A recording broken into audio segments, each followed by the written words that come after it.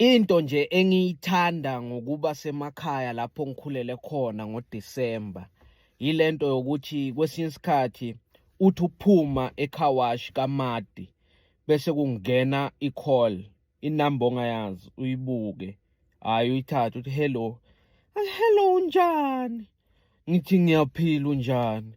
Nami ngiyaphila, hhayi wena Thokozane usodilithe iy'namba zami.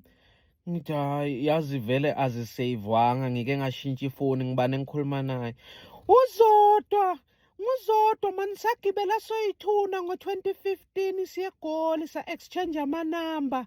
Hawu wena usangikhumbuli ngoba nalakhathi 2015 isigibele soyi-2 siye eGoli ngakutshela ukuthi safunda soyi-2 ugrade 7 ePhumlane.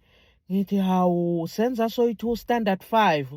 Yebo, hawu awusangikhumbuli wena. Namanje uphuma la car wash ngibathe ngiyakumemeza awunginaki uyaphuma ngemoto.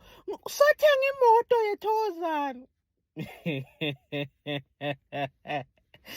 Ngithi hayi yazi siyakhuluma nje kodwa ngizama ukukukhumbula. Hayi suka mani ubangifonela uma unesikhathi uzongibona. Mina ngisakukhumbula.